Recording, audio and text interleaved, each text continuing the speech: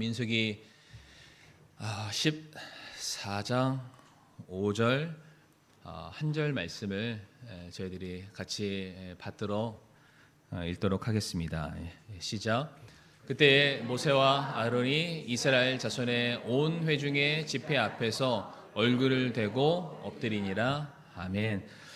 사랑과 은혜가 충만하신 아버지 하나님께서 이 땅에 우리들의 중보자가 되시는 예수 그리스도를 보내주심으로 말미암아 우리의 죄를 친히 담당해 주셨고, 또 그것을 가지고 하나님의 은혜의 보좌 앞에 나아가게 되었을 때에 우리가 다시금 하나님과 하나 되는 은혜를 허락해 주심을 감사를 드리옵니다. 오늘도 하나님께서는 이 땅에서 참 죄인들을 향해서 눈물로 기도하는, 엎드려 기도하는 한 사람의 또 중보자를 찾는다라고 말씀하고 계십니다. 하나님, 그 사람이 우리가 되게 하여 주옵시고, 우리 사랑하는 성도님들 기도의 용사들을 통하여서 우리의 가정이 다시금 새롭게 회복될 수 있게 하여 주옵시고, 우리가 속해 있는 모든 것들이 하나님의 충만하신 은혜가 흘러 넘치는 은혜가 있도록 도와주시옵소서. 이 오후 시간도 주님의 손에 맡겨드리오며 예수님의 이름으로 기도를 드리옵니다. 아멘. 오늘은 죽은 자와 산 자 사이에 선 중보자라는 제목으로 말씀을 나누기를 원합니다. 제목은 굉장히 좀 거창해 보이는 듯 하지만 결과적으로는 우리 중보 기도를 해야 된다, 중보 기도의 중요성에 대해서 말씀을 나누고자 합니다. 오늘 본문 말씀에서 모세와 아론이, 특별히 모세가 얼굴을 대고 땅에 엎드렸다라고 되어 있는데, 이 구절의 표현은 단순한 모세의 겸손함을 표현하는 것이 아니라 임박한 하나님의 심판 앞에서 모세가 두려움으로 부복하고 긴급하게 자기 자신을 납작 엎드린 그런 모습이다라고 볼 수가 있습니다. 민수기 13장에는 어떠한 사건이 나와 있냐면, 이제 정탐꾼들이 이제 여리고성 주변을 이제 보고 옵니다. 보고 와서는 그들이 그 땅에서 자라나는 그 엄청난 과실들을 가져오기는 하지만, 그럼에도 불구하고 그 땅에 살고 있는 그 장대한 사람들의 모습을 바라보면서 스스로를 메뚜기와 같다라고 여기게 되죠. 그래서 저것이 약속의 땅인지는 알겠지만, 우리가 들어가야 될 곳인지는 알겠지만, 저들과 우리가 싸워야 된다, 우리는 저들에 비하면은 메뚜기만도 못한 존재다 라고 하면서 지금 온 회중이 부정적으로 보고했던 10명의 정탐꾼에 의해서 그냥 회중 자체가 절망과 불신앙 가운데 사람들이 다 이렇게 안 좋은 영향을 받게 됩니다. 그래서 백성들이 밤새도록 울부짖으면서 이제 모세를 원망하게 되죠.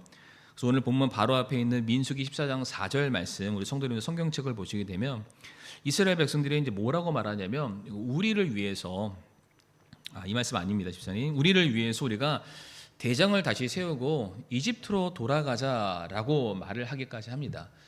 하나님께서 모세라는 걸출한 지도자를 세워주셔서 출애굽시켜 주셨고, 이제 그 광야 40년의 여정도 막 한참 이제 거의 다 마무리되는 그런 시점이었는데, 그들이 하는 말이, 그들 앞에 서 있는 장대한 백성들을 바라보면서 그냥 다시 돌아가자, 돌아갈 때는 모세 같은 사람 필요 없다, 우리가 새로운 지도자를 뽑아서 그와 함께 돌아가자라는 말을 하게 됩니다.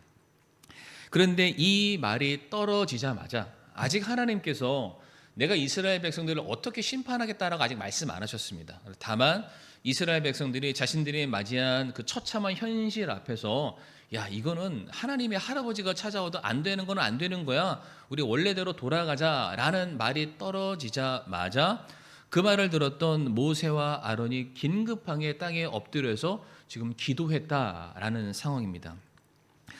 비슷한 상황이 민수기 16장에서도 반복이 됩니다. 그 말씀 보게 되면은 고라와 다단과 아비람이라는 그 사람이 있는데, 쉽게 말해서 그 모세의 지도력에 대항을 합니다. 그러니까 너만 지도자냐? 너만 힘이 있냐? 너만 리더냐? 우리도 그럴 만한 세력이 있고 나에게도 그럴 만한 인생의 경험이 있으니까 꼭 내가 너를 따를 필요가 없다라고 말하면서 모세를 세운 하나님을 향해서 그들이 반기를 들기 시작을 하죠. 바로 그들이 모세를 향해서 한 말이지만은 하나님을 향해서 그들이 반역적인 말을 내뱉기 시작했을 때에 아직 하나님께서 뭘 어떻게 하시겠다고는 말씀 안 하셨습니다. 그러나 사람들의 말이 떨어지자마자 민수기 16장 4절 말씀 보시게 되면 똑같이 모세가 반응하죠. 모세가 그 말을 듣고 얼굴을 대고 엎드렸다라고 되어 있습니다. 그냥 우리가 절하는 세배하는 정도로 엎드리는 것이 아니라 우리 성도님들 가끔 그런 거 보셨죠? 차가 그 개구리 밟고 지나갔을 때 몸이 쫙 하고 완전히 납작하고 뻗어 있는 거, 그러니까 그러한 모습으로 대자로 누워 있는 그러한 상황이라고 볼 수가 있습니다. 지금 모세는요 반복적으로 위기의 상황을 당면하게 되었을 때 똑같은 행동을 합니다. 뭘 했냐면은 엎드렸다라고 말을 하고 있죠. 먼저 이 부분에 대해서 조금 저희가 주목하고 좀 넘어가길 원하는데 이것은 이제 우연이 아닙니다. 그러니까 모세에게 있어서는 영적인 굉장히 민감성이 있었다라는 것을 볼 수 있습니다. 제가 똑같은 말씀 또 드리지만은 하나님께서 이스라엘 백성들의 반역적인 행위와 그들의 말들을 들으시고 내가 그들을 어떻게 하겠다라고 말씀하지 않으셨는데 그 말을 듣자마자 이미 모세는 안 거예요. 이 말을 들으시는 하나님께서 어떻게 그들을 다스리시고 어떻게 그들을 심판하실 것을 이미 알았기 때문에 그 말이 떨어지자마자 그가 먼저 대신해서 하나님께 기도했다라는 것이죠. 특별히 민수기 12장 8절 말씀 보면은 하나님이 모세에 대해서 이렇게 말씀하십니다. 그러니까 모세가 어떠한 사람이냐? 그와는 내가 입에서 입으로 명백히 말하고 은밀한 말로 하지 아니하고 애둘러서 말하지 않으신다라는 것 정확하게 그에게 설명하신다. 또 그는 주의 모습을 보려니와 너희가 어찌하여 내 종 모세 비방하기를 두려워하지 아니하느냐라고 되어 있죠. 모세와 하나님은 어떠한 사이냐면은 얼굴과 얼굴을 서로 마주하면서 대화를 나누는 굉장히 친밀한 관계다라고 말씀을 하십니다. 그러니까 그 사이가 얼마나 서로가 좋으면 얼굴만 보면은 아는 거예요. 제가 딱 얼굴을 봤는데 저를 어떻게 보시는 거에 따라서 아 나를 좋아하시는구나, 나를 별로로 생각하시는구나, 내가 얼굴에 뭐 묻었나 그런 느낌이 딱 있잖아요. 그러니까 모세가 얼마나 하나님의 얼굴을 자주 뵀으면 그러니까 눈썹만 살짝 올라갔는데도 야 지금 하나님의 마음이 편치 않으시다. 지금 하나님께서 말씀하시는 그 뉘앙스만 들어봐도 야 지금 이것이 우리가 하나님 앞에 엎드리지 않으면은 하나님의 그 서슬퍼런 그 심판의 칼날이 우리에게 찾아올 수 있으니까 그 영적인 민감성을 가지고 백성들이 범죄하는 그 순간 모세가 납작 엎드렸다는 것이죠. 그러니까 가장 먼저 중보 기도를 하기 전에 중보 기도의 중요성을 강조하기 전에 우리에게 필요한 것이 무엇이냐면은 이와 같은 영적인 민감성이 우리에게 필요하다라는 것이죠.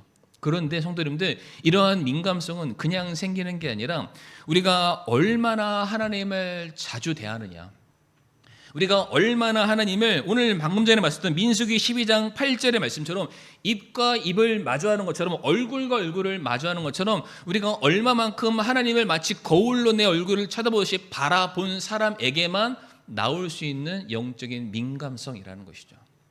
그러니까 우리가 거울을 자주 봐야 내 얼굴에 뭐가 묻었나, 내가 어떠한 상태인가 잘 알 수 있는 것처럼 우리가 하나님을 자주 뵈야만, 하나님과 자주 친교해야만, 하나님의 말씀을 자주 들어야만 내 영적인 현재의 주소가 어떠하며 우리가 살고 있는 이 모든 세상에 지금 어떠한 영적인 흐름 가운데 지금 흘러가고 있는지를 우리가 분별할 수 있다는 것입니다.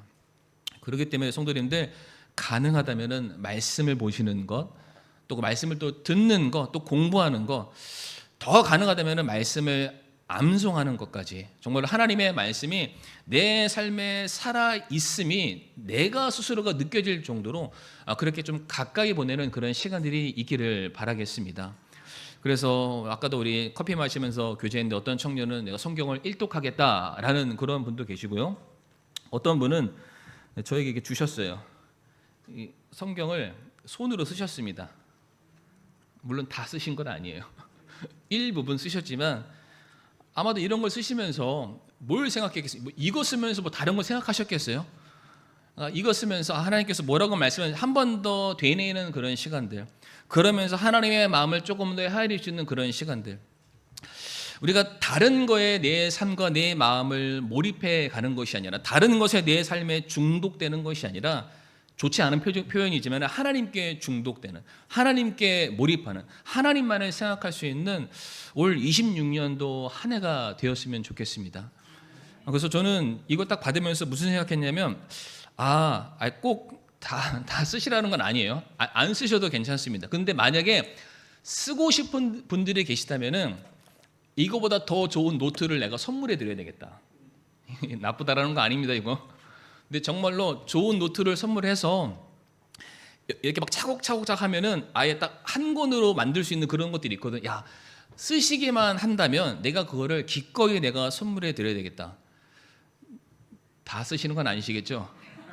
제 주머니 형편을 봐가면서 저한테 쓰시겠다는 분들 말씀하시면은 제가 그 노트를 준비해 드리도록 하겠습니다. 갈라디아서 6장 7절 말씀 보면 이렇게 말씀하세요. 속지 말라. 하나님은 조롱당하지 아니하시나니 사람이 무엇을 심든지 그것을 거둔다라고 말씀하시죠. 그러니까 내가 내 안에 하나님을 심으면 하나님이 나올 수밖에 없습니다.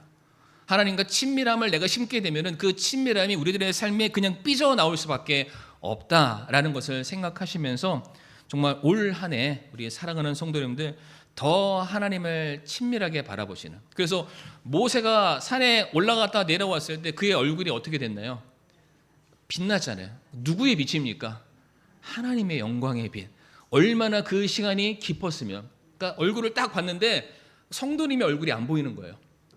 여기 다 예쁘시고 다 멋있으시지만은 딱 성도님 얼굴을 딱 봤더니 성도님들의 얼굴을 통해서 비춰지는 하나님의 영광. 너무 보고 싶습니다. 제 얼굴에도 그런 영광이 빛났으면 좋겠고 우리 성도님들의 그런 영광이 빛나기를 바랍니다. 중요한 건 여기서부터인데 모세가 그렇게 엎드려서 기도했더니 어떤 일이 일어나냐. 쉽게 표현하면 살려주세요, 하나님이요. 그 심판을 조금 모면해 주십니다. 물론 성도님들 모세가 기도했다고 다른 사람들의 모든 죄가 다 사라진 것은 아닙니다. 심판은 그대로 이어졌습니다. 죄에 대한 값은 반드시 치르게 됩니다. 그러나 그 모세의 중보 기도를 통해서 이 사람들이 그래도 하나님께로 돌아올 수 있는, 자기의 죄도 인식하고 하나님께 회개할 수 있는 기회를 그들이 얻게 되죠. 그래서 그 심판이 물러나게 된다는 겁니다. 민수기 14장 17절과 19절 말씀 보면은 모세가 이렇게 구합니다. 이제 간청하옵나니 이미 주께서 말씀하신 대로 내 주의 권능을 크게 나타내옵시옵소서. 이르시기를 주는 오래 참고 긍휼이 커서 불법과 범법을 용서하나 결코 죄 있는 자들의 죄를 깨끗이 치우지 아니하며 아버지들의 불법을 자손들에게 벌하사 3, 4대까지 이르게 하느니라 하셨나이다. 간청하옵나니 주의 크신 긍휼에 따라 이 백성의 불법을 용서하시되 주께서 이집트 시절부터 그때까지 이 백성을 용서하신 것 같이 하옵소서 하매라고 되어 있어요. 성도님들, 이 고백을 모세가 어떻게 했다고요? 납작 엎드려서 감히 고개를 들지 못한 상태에서 이제 감청하옵나니 제발 들어달라고 간절히 하나님께 간구하게 되죠. 그랬더니 바로 이어지는 민수기 14장 20절 말씀 보니까 하나님께서 이러십니다. 주께서 이르시되 내가 내 말에 따라 용서하였노라. 너무 감사한 것 같아요. 너무 감사합니다. 모세가 정확하게 하나님의 인자하심과 그분의 긍휼하심과 그분의 뜻하심 가운데 그분의 성품에 벗어나지 아니하는 하나님의 마음에 합당한 간구를 드리게 되었더니 하나님께서 모세의 기도를 들으시고 그래, 내가 용서하겠다. 내가 한 번 더 기회를 주겠다 말씀하세요. 다시 말씀드리지만 모세가 이렇게 기도했다고 해서 그 사람들이 지은 죄 자체가 사라진 것은 아닙니다. 죄값은 받습니다. 그러나 그들이 내가 뭔 짓을 했는지도 모르는 상태에서 그냥 진멸되는 그런 상황이 아니라 그 진멸당할 뻔했던 그 상황 가운데 하나님께서 그들로 하여금 그 죄에 대한 값이 무엇인지를 깨닫게 하시고 회개할 수 있는 기회를 모세의 중보 기도를 통해서 허락을 해 주셨던 거예요. 그러니까 우리가 보면은 뜻하지 않게 너무 허망하게 갑자기 그런 일들이 생겨나잖아요. 그런데 그 모세의 기도, 중보 기도를 통해서 하나님께서 그러한 여지, 기회를 허락하셨다라는 겁니다. 민수기 16장에서도 그 고라와 다단과 그 사람들이 모세의 지도력에 대해서 또 대항하게 됐을 때 모세가 똑같이 말합니다. 민수기 16장 46절부터 48절까지의 말씀인데 여기서는 다 안 읽겠습니다. 그런 말들을 했을 때 모세가 아론에게 이르되 향로를 취해서 제단으로부터 불을 그 안에 담고 그 위에 향을 놓고 급히 회중에게 나가서 그들에게 속죄하라라고 되어 있습니다. 성도님들, 제사장이 언제 향로를 가지고 움직이나요? 제사장이 향로를 가지고 움직일 때가 있어요. 물론 여러 가지 많은 상황인데 대표적으로 제사장이 언제 향로를 들고 움직이냐면은 대속죄일 때, 지성소 안에 들어가서 모든 민족의 죄의 문제를 해결하기 위해서 자기 먼저 죄를 다 씻음 받고 그 다음에 향로를 들고 지성소 안을 그 연기로 가득 다 채웁니다. 그 연기가 내 모습을 완벽하게 자욱하게 가리게 되었을 때 그제서야 그 언약궤 앞에 서서 피를 뿌리고 민족적인 죄를 용서함 받게 되죠. 근데 지금 똑같은 상황인 거예요. 하나님의 은혜와 자비가 이스라엘 백성들 가운데 임하지 않으면은 지금 여기서 함부로 말했던 모든 사람들이 하나님의 심판 앞에 죽게 생겼으니까 모세가 아론에게 말해서 급히 가서 향로를 가지고 그 위에 향을 얹고 불을 피워서 이 모든 지경을 다 이 연기로 가득 채우라는 거예요. 뭐 하라는 거죠? 그 행위 자체가 중보 기도하라는 겁니다. 이들의 죄를 일단 가리우고 하나님께 하나님 제발 이들이 돌아올 수 있도록, 이들이 좀 정신을 차릴 수 있도록 하나님 제가 지금 간절하게 기도합니다. 그들에게 기회를 한 번만 더 주십시오. 하나님께서 또다시 그들을 또 살려주시게 되죠. 야고보서 5장 16절 말씀에 너희 잘못들을 서로 고백하고 너희가 병 고침을 받도록 서로를 위해 기도하라. 의로운 자의 효력 있고 뜨거운 기도는 많은 유익이 있다라고 말씀하시죠. 그러니까 서로를 위해서 기도하는 것에 대한 능력이 있다라고 말씀하십니다. 제가 이 강대상에서 워낙 우리 저희 교회 중보 기도에 대해서 말씀을 많이 드렸으니까 이제는 뭐 얘기하지 않아도 우리 성도님들 잘 아십니다. 그 효력이 얼마나 뛰어났으면 캐나다에서 고맙다고 떡까지 주시잖아요.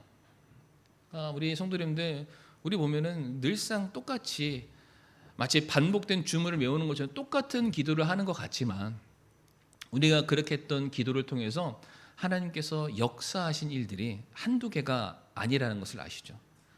근데 그 동일한 게 남에게 한 일도 있지만 우리가 그 기도의 수혜자이기도 합니다.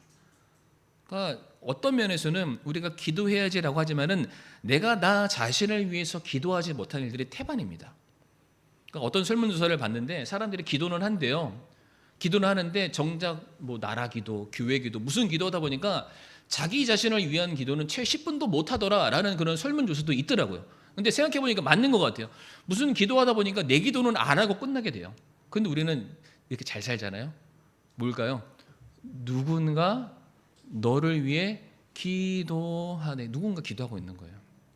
그 기도가 우리를 지금도 붙들어주고 있고 우리를 살 수 있는 소망을 계속해서 부어주게 되는 것이죠. 성경 보면은 중보 기도에 대한 내용들이 많이 나와 있습니다. 특별히 욥을 보게 되면 욥이 자기의 자녀들이 혹여나 하나님 앞에서 범죄한 일이 있을까봐 대신해서 그의 부모가 자녀를 위해서 중보 기도한 내용들이 있습니다. 사도행전 말씀을 보게 되면은 베드로가 감옥에 붙잡혀 들어가게 되었을 때 모든 사람들이 모든 성들이 함께 모여서 중보 기도했던 그런 내용들도 발견할 수가 있죠. 창세기 18장 말씀 가보게 되면은 그 소돔과 고모라의 심판이 비껴나기 위해서 아브라함이 간절하게 기도합니다. 그때 그 하나님과 딜했던 거 아시죠? 하나님 몇 명 10명까지 끌고 이제 내려갔습니다. 결국에는 그 10명마저도 없어서 심판이 그곳에 이르긴 했지만 그래도 아브라함의 기도로 롯의 가족은 구출받게 됩니다. 아마 아브라함이 그것을 말하지 않았다면, 그런 기도를 하지 않았다면 그런 기회가 있기 전에 이미 하나님의 진노의 심판이 그 자리에 내려서 롯의 가족은 전부 다 먼지로 나왔을 거예요. 그런데 그렇게 간절히 간구했더니 하나님의 은혜를 내려주시게 됐다. 똑같이 말씀드리지만 내가 기도했다고 남의 죄가 사라지는 것은 성도님들 절대로 아닙니다. 그러나 우리가 그렇게 하나님의 마음을 대신해서 중보하기 시작했을 때 그 사람들이 우리를 통해서 중보 기도하는 사람들을 통해서 하나님의 성품들을 보게 되죠. 하나님의 일하심을 보게 되고요. 그 중보 기도를 통해서 죄인들이 다시 한번 자기의 죄를 깨닫고 회개하고 살아날 수 있는 기회를 얻게 된다는 것입니다. 그래서 오늘을 살고 있는 우리에게 주어진 사명은 무엇이냐면은 정말로 모세처럼 백성들의 죄를 위해서 내 자녀의, 내 가족의, 내 남편과 내 아내의, 내 부모님의, 내 친구들의, 내 이웃들의 죄를 대신해서 우리가 먼저 영적인 민감성을 가지고 엎드려서 그들을 위해서 우리가 기도를 해야 된다는 것이죠. 역대하 7장 14절 말씀에 내 이름으로 불리는 내 백성이 자기를 낮추고 기도하여 내 얼굴을 구하고 자기들의 악한 길들에서 떠나면 그때 내가 하늘에서부터 듣고 그들의 죄를 용서하며 그들의 땅을 고치리라. 다시 기회를 주시겠다라는 거예요.